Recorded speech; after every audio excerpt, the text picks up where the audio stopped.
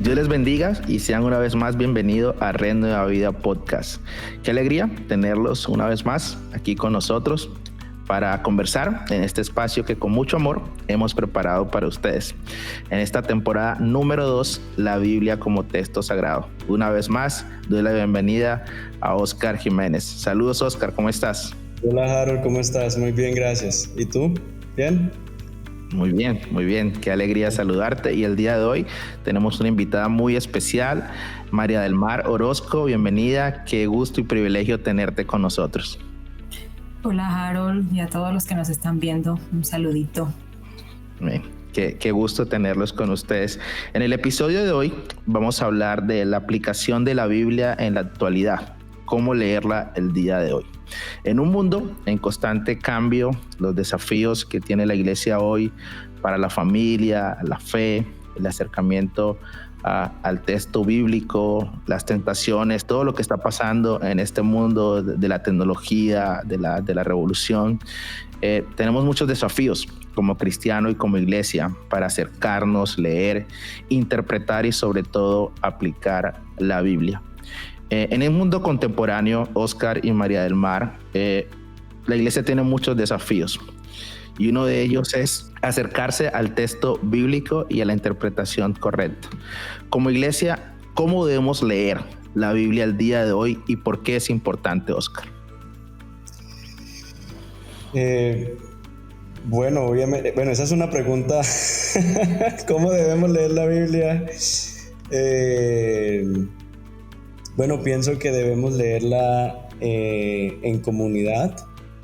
Es importante porque hay personas que están en momentos distintos en su peregrinaje de fe y eso a nosotros nos bendice. O sea, el hecho de alguien que lleva 20 años en la vida cristiana, alguien que apenas está comenzando, pero no es en una sola dirección. También para la persona que lleva 20 años es muy interesante ver las preguntas frescas con las que vienen las personas que apenas están en esos primeros pasos de la vida cristiana. Entonces creo que en comunidad es muy importante, como lo he dicho casi en todos los episodios, con Cristo en el centro, porque Él es el clímax de la historia de la historia de redención y la historia que Dios trae en desarrollo en el Antiguo Testamento. Él es el clímax y es el punto desde el cual el resto de la historia sigue en avance. Entonces, con Cristo en el centro, en dependencia del Espíritu, esas serían tres, tal vez una cuarta. Estamos llamados a leer la palabra de Dios, creo yo que como una historia. Entonces, en ese sentido, en vez de yo leer simplemente la historia de Jonás o la historia de Ruth o la historia, que es importante en primera instancia leerlas en su contexto particular, pero creo que es muy valioso recordar de que la Biblia es una historia. En general nos describe una historia, que es la historia de redención de Dios para la humanidad. Entonces, y esa historia tiene creación, caída, todo un plan de restauración que incluye a Israel, que finalmente termina con la venida de Cristo, y nosotros nos encontramos en ese momento de la historia entre la primera y la segunda venida. Entonces, en ese punto de cómo leer, creo que es importante entender en qué momento de la historia, en qué momento de la película estamos nosotros. Uh-huh. Y bueno, le cedo a María del Mar porque ya hablé bastante. Muy bien. Bueno, yo solamente añadiría a lo que ya tú dijiste, que hay que acercarse a la Escritura y leerla como el libro de Dios, un libro que tiene algo para decirnos, que tiene verdades profundas para hoy. Porque muchas personas consideran que como fue un libro escrito hace mucho tiempo, es un libro obsoleto, no está vigente, sus ideas son retrógradas, antiguas, hay que desecharlas. Y no, yo creo que es un libro que tiene mucho que decirnos, todo que decirnos realmente. No es un libro histórico, no es un libro con tips motivacionales, no es un libro de superación personal, es el libro de Dios. Yo creo que hay que acercarse a él leyéndolo desde esa perspectiva, con esos lentes. Como decía Oscar, entendiendo la historia que nos cuenta, y cuál es nuestro rol en esa historia, ¿no? Que hemos sido invitados a participar de esa historia por la gracia, pero que realmente es el libro que cuenta su historia. Y yo creo que eso es bien interesante cuando la Biblia hoy ha perdido relevancia, ha perdido centralidad, ha perdido importancia. Es el libro que se esconde en la gaveta, si acaso, al que no se consulta, al que no se cita. Entonces yo creo que hay que recuperar un poco esa parte también. Uh-huh. Muy de acuerdo con usted, gracias María del Mar. Y una de las cosas interesantes que estaban mencionando ahorita era leer la Biblia en comunidad. Oscar, ¿cómo llegamos a eso como iglesia? ¿Cuál es el enfoque, las herramientas que debemos usar para leer la Biblia el día de hoy en comunidad desde tu experiencia?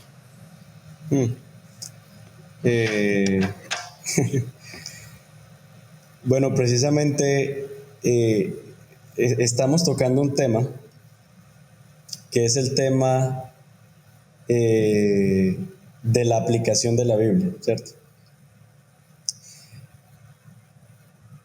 Y cuando nosotros necesariamente estamos leyendo, hay dos formas de leer la Biblia. Yo puedo leer la Biblia, el relato bíblico, y centrarme intelectualmente y cognitivamente en lo que el texto está contando, pero no necesariamente mi corazón está siendo transformado. Yo creo que hay un valor muy grande cuando precisamente el texto está en la boca de la gente. Y no solamente cuando hablo de estar en la boca de la gente es que estamos rumiando, estamos masticando, estamos digiriendo el texto, y especialmente estamos llegando al Evangelio. Y cuando hablo de que estamos llegando al Evangelio, es que estamos mirando cómo el texto bíblico nos está llevando a Cristo y a su obra, y cómo a la luz de la obra de Cristo yo puedo entender mi momento de vida, mi realidad presente. Entonces, creo que ese asunto de escuchar cómo el Señor está trabajando en el corazón de los demás hermanos a través del Evangelio es muy valioso,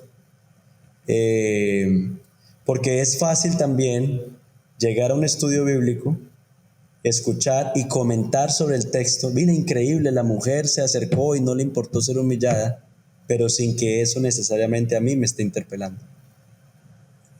Entonces, creo que ese ejercicio en comunidad, pero con el Evangelio en el centro, es lo que finalmente genera este tipo de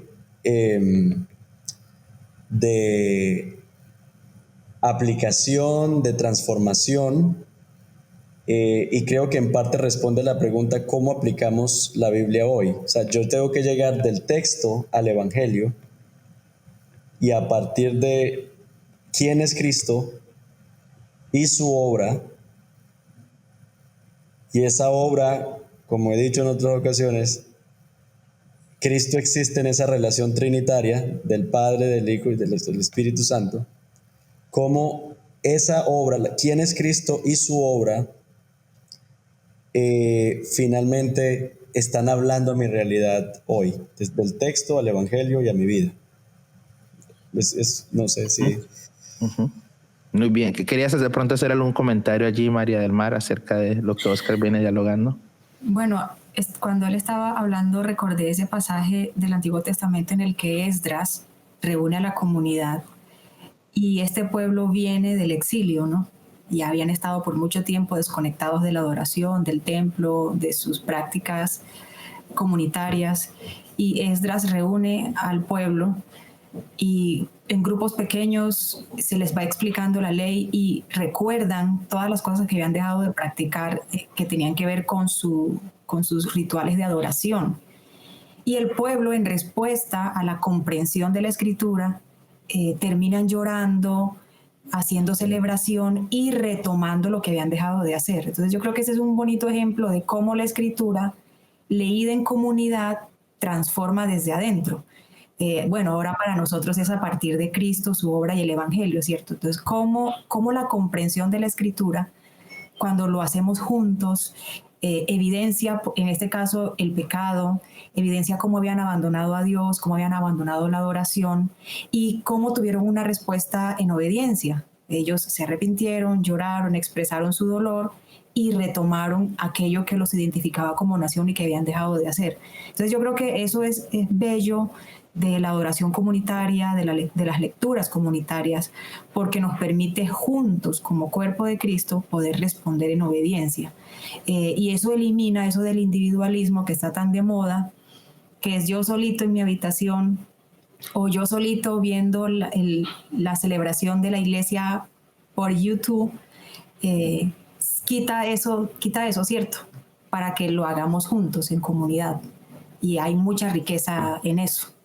Uh-huh. Muy interesante la participación de los dos, y mientras platicaban estaba pensando en la necesidad que es muy evidente del día de hoy, diferentes contextos, como el ser humano a veces siempre está buscando la respuesta de algo, bien sea pagando para que tal persona me lea las cartas, o para que me diga el futuro, o para que me diga acerca de las cosas que necesito para mi familia, y la gente siempre a veces quiere la seguridad de un futuro mejor. Y quiero ir contigo primeramente, María del Mar. ¿Cuáles son los peligros que tiene la iglesia y como cristianos el día de hoy de no tener la Biblia como fundamento de nuestra regla de fe y acercarnos a leerla, estudiarla, escudriñarla y sobre todo guardarlas en nuestro corazón? Bueno, yo creo que todos los peligros, ¿no? Cuando la Biblia deja de ser el centro, se está expuesto a caer en cualquier creencia, ser arrastrado por cualquier ola, escuchar cualquier voz. Terminamos negociando nuestra fe, poniendo cualquier cosa en el lugar de la obra de la cruz. Entonces yo creo que sin eso, o sea, sin la centralidad de la escritura, del evangelio, de Cristo, no hay nada. Yo creo que el fundamento se cae, no hay fundamento, entonces todo cae, ¿cierto? Entonces yo creo que, bueno, muchas de las cosas que vemos en la iglesia han sido el resultado de eso, de haber negociado la centralidad. Por ejemplo, el secularismo. Que estemos viviendo un evangelio tan light, que negociamos nuestras verdades por cualquier cosa. Entonces, y creo que desde adentro se ha ido fragmentando las separaciones que han ocurrido entre las denominaciones, porque una iglesia ha abrazado cierta ideología y estos no están de acuerdo. Ha ocurrido justamente por eso, porque han decidido no poner la escritura y la verdad del evangelio en el centro como algo innegociable. Entonces, bueno, si la pregunta es ¿cuáles peligros? Bueno, todos los peligros, puedes ponerle cualquier nombre. Sí, ponle cualquier nombre y ese es. Muy de acuerdo contigo en eso. Y Oscar, pensando en esta misma dirección, los diferentes desafíos que tenemos como cristianos, como iglesia, en temas como la familia, la fe, la centralidad de nuestras convicciones en Cristo Jesús para salvación. No sé si hay algún pasaje en específico de la Biblia o alguna porción que puede ser de ayuda para las personas que nos están oyendo el día de hoy para enfrentar estos distintos desafíos. Recuerdo que uno de los episodios estabas hablando de los desafíos que tiene la iglesia el día de hoy para los próximos años, sobre todo en Europa. Pensando en todo eso y ese contexto, ¿cuál es nuestro acercamiento al texto y cómo debemos leerlo el día de hoy? Yo veo que uno de los desafíos que tenemos es que cada vez más el ser humano, nosotros estamos tratando la escritura más como una especie de buffet, en la que somos nosotros los que decidimos qué es autoritativo y qué no lo es. Y obviamente yo sé que cómo aplicar la Biblia no es un desafío fácil, no es una tarea fácil. Es decir, entender qué es cultural y qué es transcultural. No es un desafío fácil. El hecho de que tenemos la escritura en 2 testamentos y el uno está bajo la ley mosaica y nosotros estamos después de la cruz. Digamos que todos esos son desafíos que existen en términos de cómo aplicamos la Biblia hoy.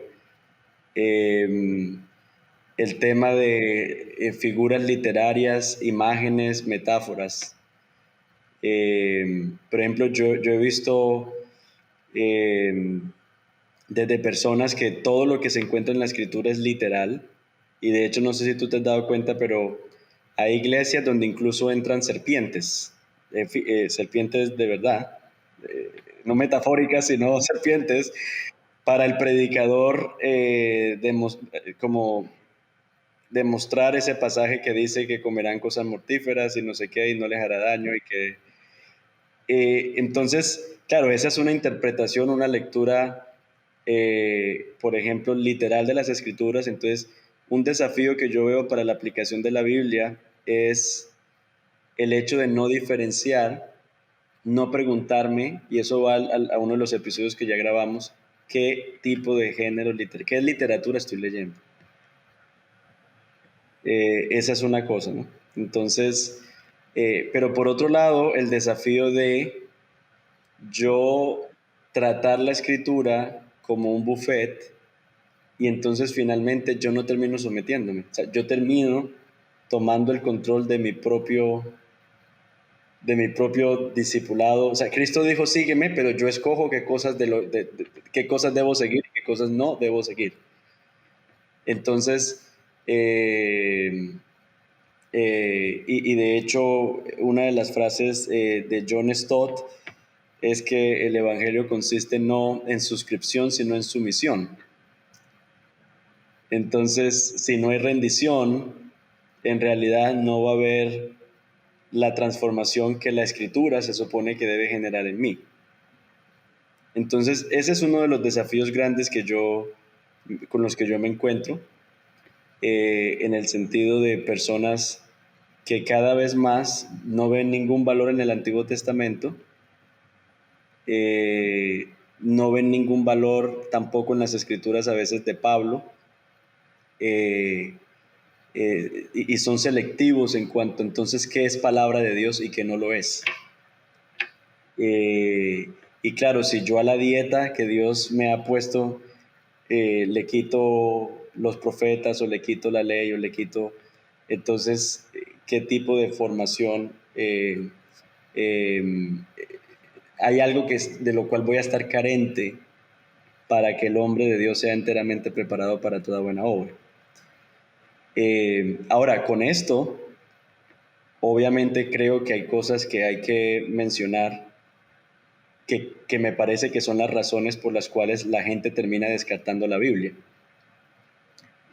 Y es a veces que obviamente en la escritura hay una revelación que es progresiva, o sea, Dios reveló de sí mismo y de su plan lo que era necesario revelar en cada momento de su historia de redención.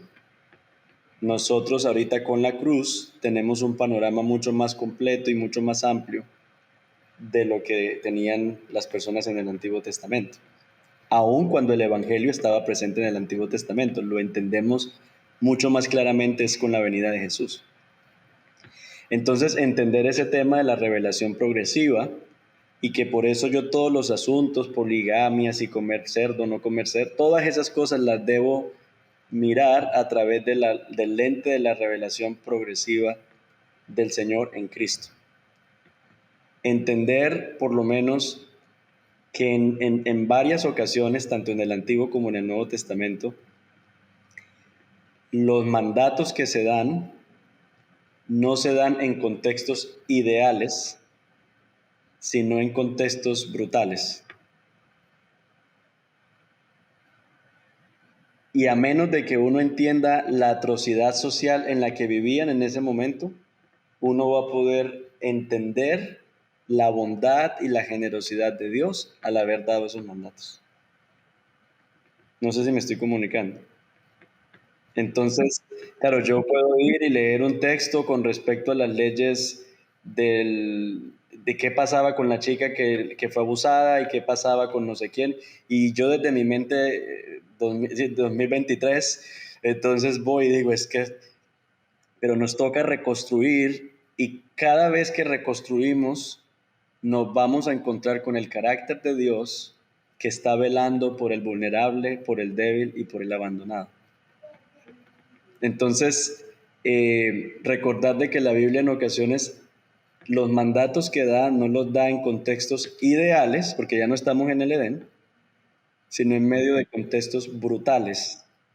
Y a través de estos mandatos el Señor está extendiendo su misericordia y su gracia para con el pueblo. Entonces, creo que estas podríamos hablar muchísimo sobre cómo interpretar la Biblia, pero creo que estos son cosas que hay que mirar. Por ejemplo, el tema de la ley mosaica, que fue un instrumento y un acto de gracia que Dios da para que el pueblo pueda entender la santidad de Dios, pueda entender el problema del pecado, a través de todo, que si se cae una cosa al piso ya está contaminado, que entendieran el pecado y para que a través de la ley el pueblo de Dios pudiese adorar a Dios aunque vivía en un contexto pagano. Pero para nosotros los creyentes, nosotros encontramos sabiduría en la ley mosaica, pero otra vez, nosotros estamos después de la cruz, en donde es Cristo, sus enseñanzas y el poder del Espíritu, que parte de la promesa de Ezequiel era que el Espíritu escribiría la ley en nuestro corazón. Ahora con la presencia del Espíritu en nosotros, nosotros podemos vivir una ética cristiana que refleja a Cristo. Entonces, creo que el asunto no es de descartar como obsoleto y como que no tiene nada que aportar, sino entender la misma historia de la revelación progresiva de Dios. Y bueno, me tomé más del tiempo que me acostumbré. Muy bien, muy interesante. No sé si María del Mar querías comentar, hacer hincapié algo de lo que Oscar nos viene platicando. No, me quedé pensando cuando él estaba diciendo acerca de que somos selectivos en cuanto al consejo de Dios. Y yo creo que esa es una tentación de cualquier persona que se acerca a la Escritura. Y estaba pensando cómo eso ocurrió en el jardín con Adán y Eva. Ellos fueron selectivos. Ellos como, ay, qué chévere tu jardín, pero esta norma no me gusta tanto. Permíteme ser selectivo en este asunto. Y bueno, se ha convertido como en una dinámica nuestra en que qué lindo Jesús, cómo murió en la cruz, pero amar a mi enemigo, ay, no está tan chévere el asunto. Entonces, qué difícil puede ser eso en la práctica, ¿cierto? Para cualquier persona, nosotros que llevamos tal vez algún tiempo caminando con Jesús, seguimos teniendo esa tentación de ser selectivos o tal vez de acomodar el asunto a nuestra conveniencia.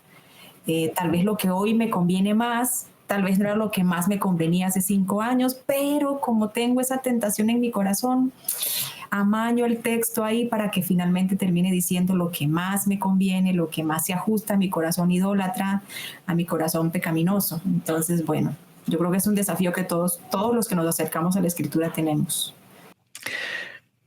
María del Mar, mientras mencionabas ahorita acerca de Adán y Eva, estaba pensando acerca del hecho de ellos tomar la decisión de confiar más en su propia sabiduría que confiar en Dios.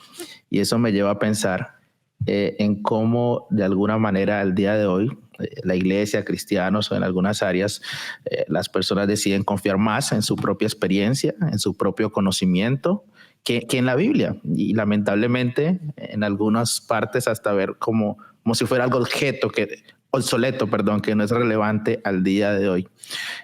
¿Cómo crees tú, María del Mar, que deberíamos como iglesia, como cristianos, construir el hábito de estudiar la Biblia y aplicarla el día de hoy? Bueno, yo creo que hay que empezar por lo más sencillo, que es leerla con un corazón humilde. bueno, digo lo más sencillo, pero eso tiene su complejidad, ¿cierto? Acercarnos a ella con un corazón humilde, reconociendo quiénes somos frente a la escritura. Es decir, no es nuestra historia, es la historia de Dios en la que por gracia participamos. Yo creo que eso es un asunto clave porque el corazón humilde permite recibir el consejo, escuchar el consejo y responder en obediencia al consejo. Cuando yo me acerco con ideas preconcebidas, con una respuesta anticipada, con no necesito tanto de lo que este libro tiene para decirme, pues bueno, no va a haber algo de transformación, ¿cierto? Entonces yo creo que un primer paso es eso, es acercarse con un corazón humilde, reconociendo nuestra necesidad de lo que Dios tiene para decirnos. Y lo otro es, retomando lo que habíamos hablado hace un momento, eso de la lectura comunitaria. Es decir, cómo este consejo, cómo lo que Dios está diciendo a través de este texto, habla profundamente e intencionalmente a mi vida en comunidad. Es decir, Dios tiene la intención de que yo sea transformada como individuo, sí. Pero cómo esa transformación puede impactar y puede cambiar mi vida en comunidad.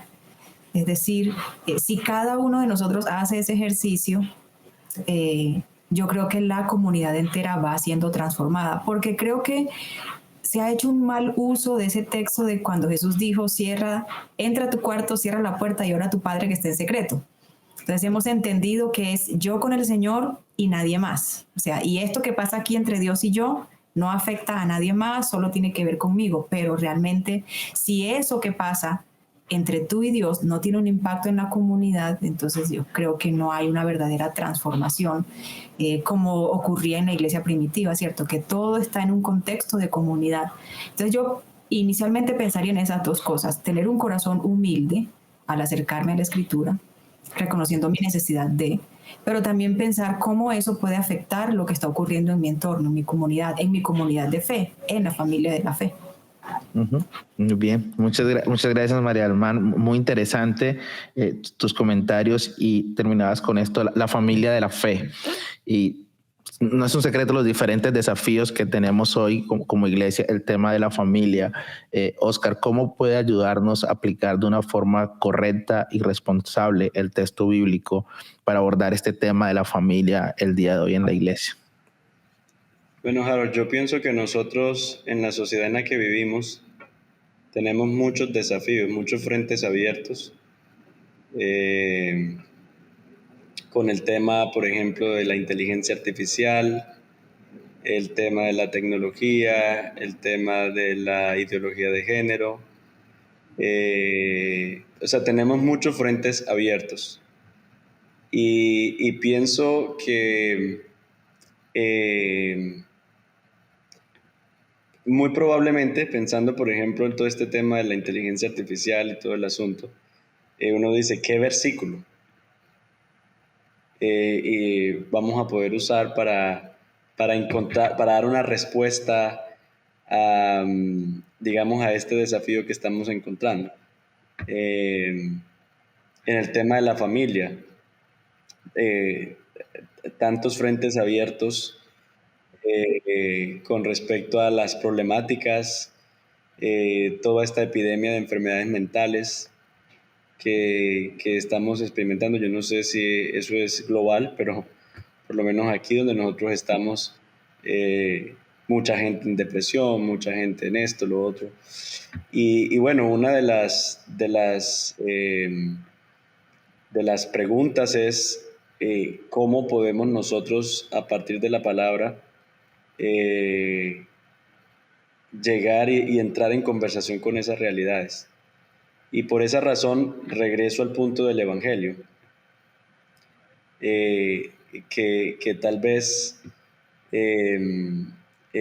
nosotros revisitar el Evangelio.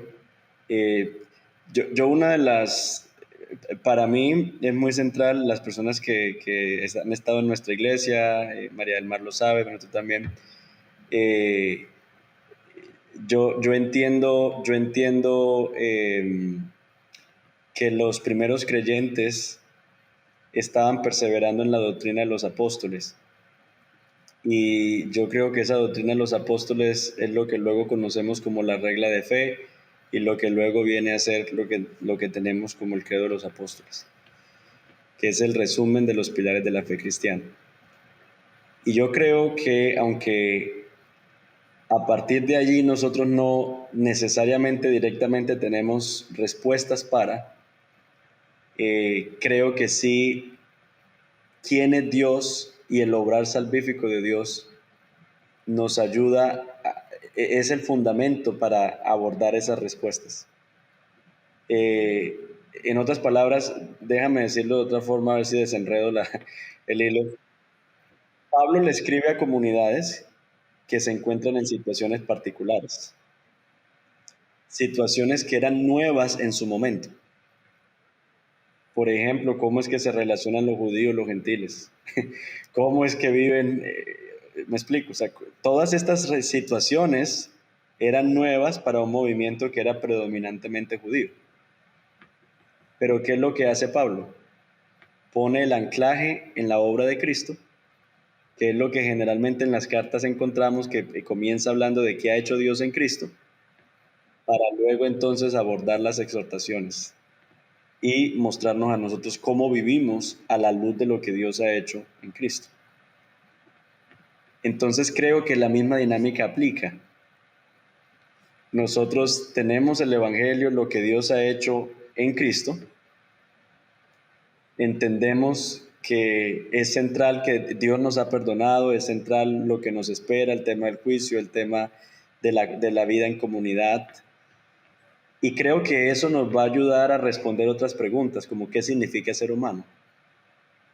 Bueno, una persona que es humana es todo aquel por el que Cristo murió. Cristo no murió por él.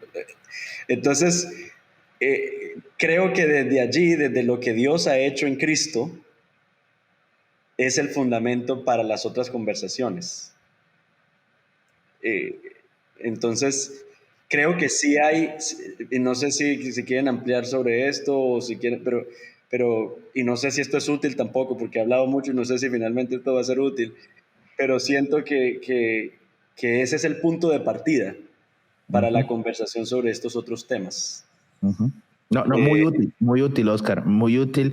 Y pensando en relación a eso, y lo mencionabas, y lo hemos hablado en otros episodios, el hecho de que a veces la centralidad de la discusión o de la conversación está en diferentes temas y pierde a veces la centralidad del Señor Jesucristo como fundamento y esa mirada al texto bíblico. Quiero ir contigo, María del Mar, pensando ahorita en los predicadores, ¿no? En la responsabilidad de enseñar, predicar a la iglesia, ¿no? Podemos tener diferentes ejemplos, ¿no? Desde la persona que dice, bueno, el Señor me va a revelar ese día lo que tengo que hablar y abro la Biblia donde el Señor me diga, ¿no? Hasta la persona que hace la exégesis y la hermenéutica para poder enseñar de forma correcta el sermón. ¿Cuáles serían tus consejos, María del Mar, con los desafíos que tiene la iglesia el día de hoy para los predicadores aplicar y estudiar la Biblia?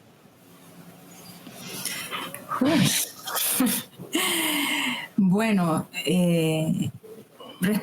pensando en lo que dijiste, en esas dos posturas, obviamente yo considero que hay una gran responsabilidad de cualquier persona que se pare en un púlpito a compartir la palabra a la comunidad.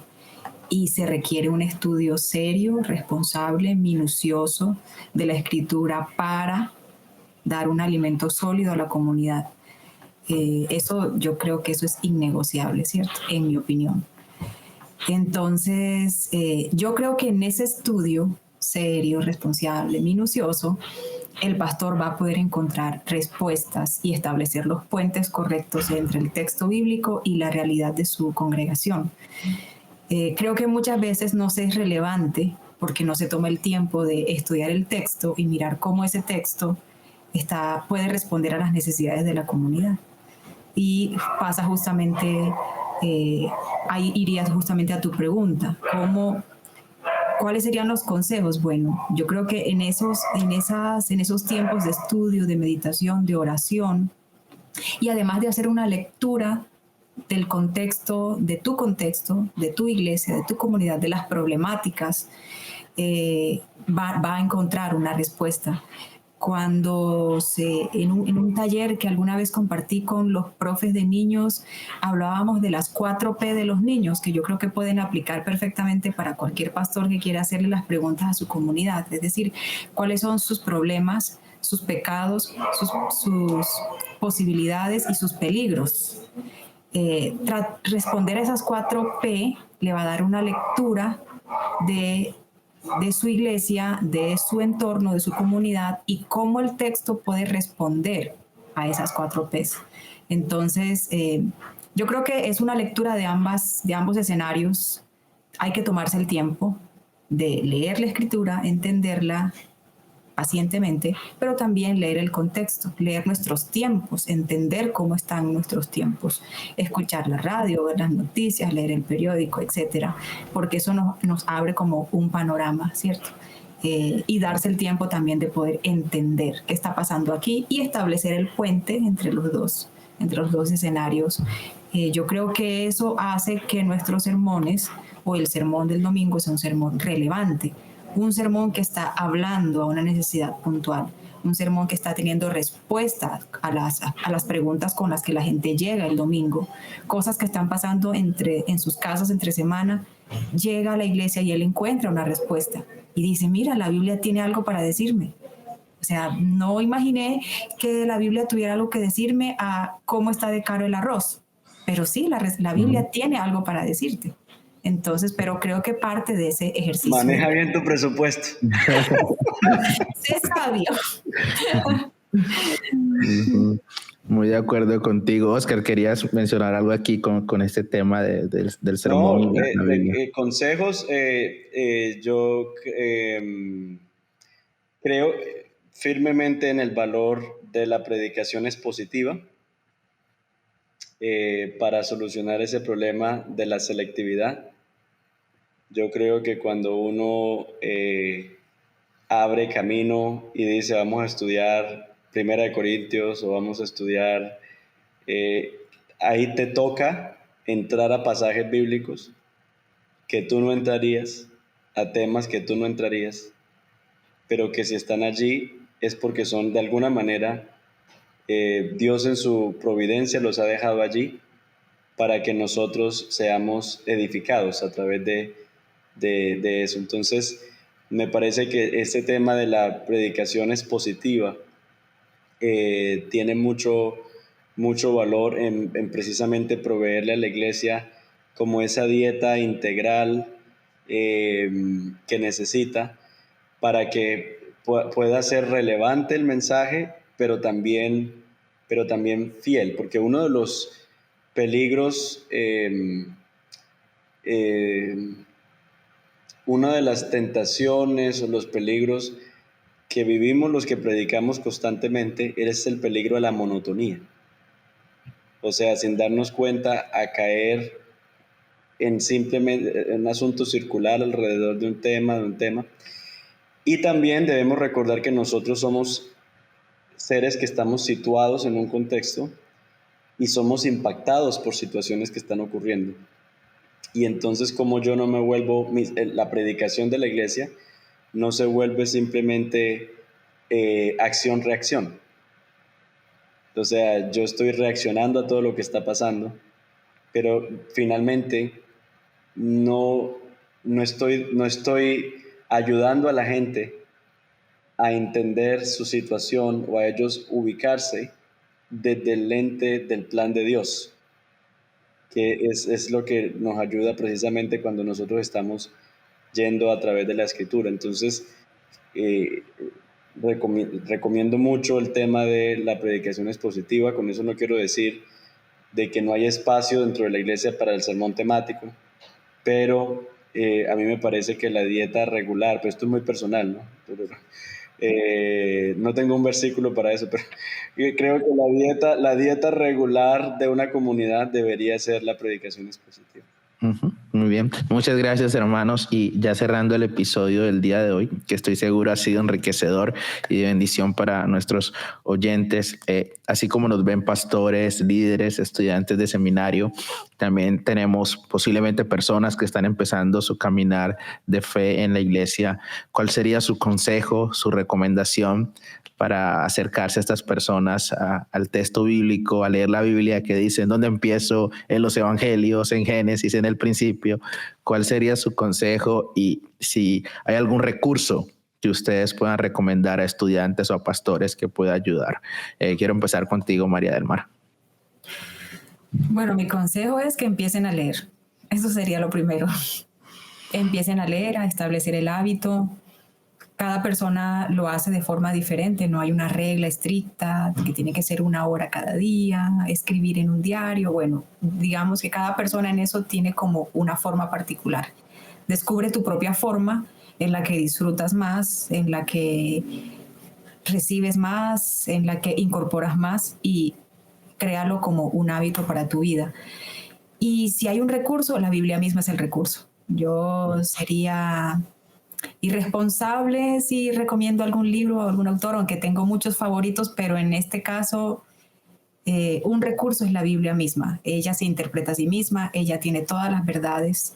Todo lo demás que todos los autores han dicho ha sido basado en ella, así que vaya a la fuente primaria. Vaya a la fuente primaria. No hay más vueltas que darle. Usa tu versión favorita y empieza por donde tú quieras, pero empieza.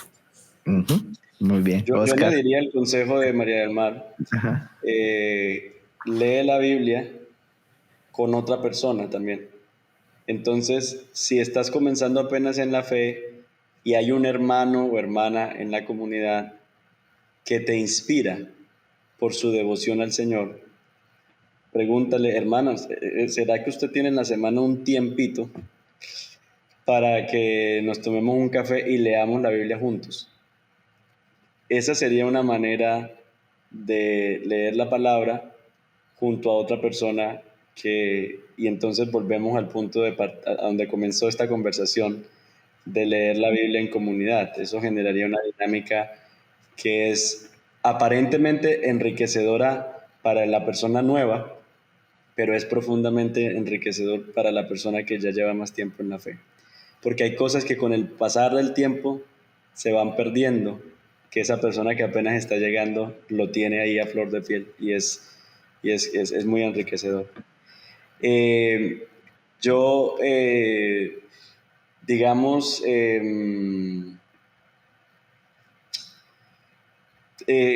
creo que ayuda muchísimo para leer la Biblia, entender como los momentos centrales o más importantes de la historia.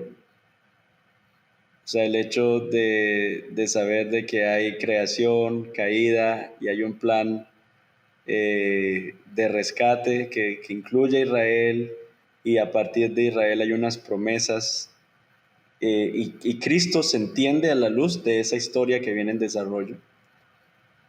Entonces, a mí me parece que eso es muy útil, otra vez para leer de una manera que es como coherente con el todo.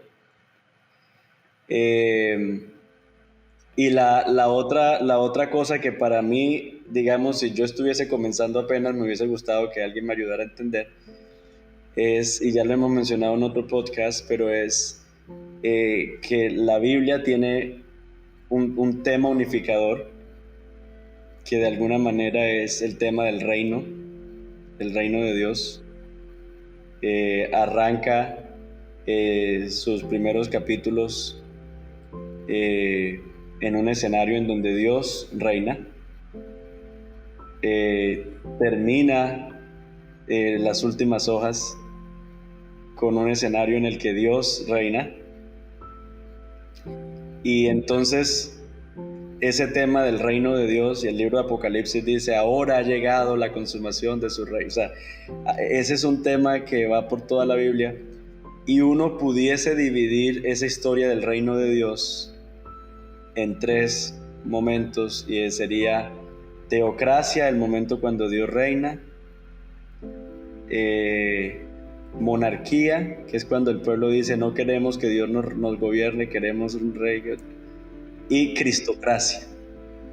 Teocracia, monarquía y cristocracia, que es como Dios en la persona de Cristo reina o sea, estamos en la cristocracia que se va a perfeccionar, y entonces el llamado al discipulado cristiano es a vivir en sometimiento y en lealtad a Cristo como nuestro Rey, en el momento de la historia que nos encontramos. Pero sí, para mí ese tema del reino de Dios, entendiendo que hay como un hilo también allí, serían como cosas que son útiles, pero bueno. Uh-huh. Muy bien, hemos llegado al final de este episodio, Oscar, muchas gracias. No, con mucho gusto, gracias a ti por invitarme. María del Mar, ha sido un privilegio tenerte con nosotros, muchas gracias, Dios te bendiga. No, a ustedes, a ti también, Harold. Uh-huh. Y a todos nuestros oyentes y a los que nos ven en YouTube, nos esperamos todos los martes 6 p.m. hora del este, Estados Unidos, en Red Nueva Vida Podcast. Dios les bendiga y nos vemos pronto.